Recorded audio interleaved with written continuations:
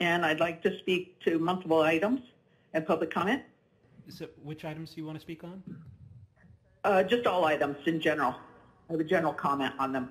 Okay, so we'll stick to the items, but you have 3 minutes for the items, followed by 1 minute for general public comment. Please begin. Okay. Basically, regarding all items, I noticed there are no community impact statements on any of your items. And so I'm really concerned. Are you people giving the communities time to respond? Are your council offices doing outreach into the community? Are you giving the neighborhood councils an opportunity to reach out to the communities and respond? Or are you just going ahead and just putting this on your agenda and passing it through before the community has a chance to respond?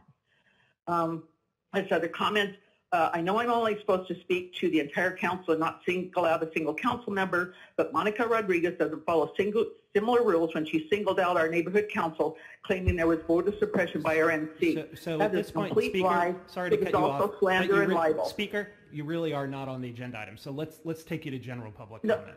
Okay, this is general public comment.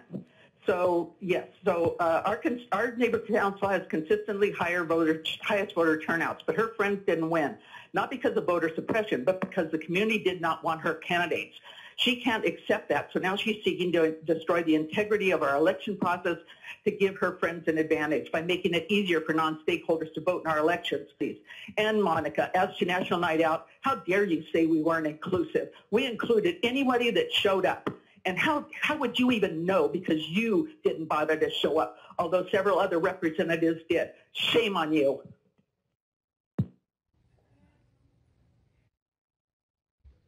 Ms. Rodriguez?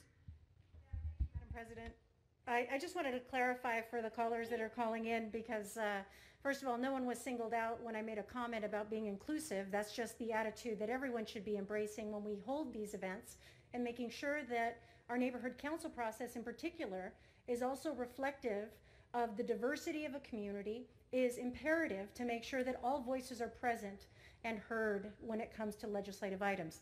And so I look forward to working with the Department of Neighborhood Empowerment, with our city clerk's office, because I know this election cycle in this last effort through the course of the pandemic was impacted from a regular electoral process. But the fact of the matter is that it was flawed, and it didn't allow for everyone to participate in that process, and that is what is the biggest concern with how these elections were held. Every person should have an opportunity who is interested in participating in the neighborhood council system should have that opportunity to vote and have their vote counted. And making sure that there's accountability to that process and that it is consistent across the city is imperative for participation of everybody and making sure that this process is inclusive. Thank you. Thank you, Ms. Rodriguez. Let's go ahead and continue. Our next speaker. Please state your name and the items you'd like to speak on. Begin. I live on Humboldt Street in Lincoln Heights, and I'm also calling about the night market, which is now setting up outside my home. I'm imploring this council to help the vendors find a better location. A residential neighborhood cannot support thousands of visitors every night. The problem is not the vendors. Our community supports the vendors. The problem is the patrons. They urinate and defecate in the open. We have seen drunk driving and open drug use. They throw trash in our yards and all over the street. Each morning, our block looks like a war zone. They threaten us when we ask them not to block our driveways. There has been gang violence, shootings, and stabbings. There is so much traffic and illegal parking that the police or fire department could not reach us in an emergency. Last night, the city temporarily shut down Artisan Street. This has only made it worse. The vendors have now moved directly beside our homes. This is not acceptable. We are begging you to take action before the weekend crowds arrive. Again, I support the vendors. We all do. We are just asking this council to help find a better location that can actually sustain this market. Thank you. Thank you, Speaker.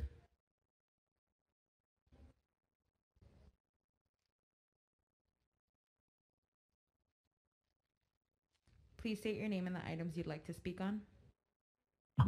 My name is Robert. I'd like general comment. Sure. You have a minute. Please begin. I'm also calling. I'm a resident of Lincoln Heights. I live on Humboldt as well, just like the last caller. We are supportive of the vendors, but this market cannot happen in our residential area. Just like the last caller said, there's people urinating. I've had neighbors had drinks thrown in their faces because we've asked them to lower the music. There's gunshots. I have children who live on this street, and you have thousands and thousands of patrons who come and do not respect the community whatsoever. It's been months and months of us reaching out to CD1. Like they said, they finally closed down Artesian Place, but now the vendors literally spray painted the sidewalk, the public sidewalk, as into where they're going to set up tonight. I need somebody to come out and put barricades on Humboldt Street because there is nothing there. They're going to set up on both sides of the street tonight, and now I'm going to have thousands and thousands of patrons, not on the other side where Artesian was us, but actually literally on my block tonight, doing defecation, loud music, screeching cars, loud mufflers. Thank you. Thank you, Speaker.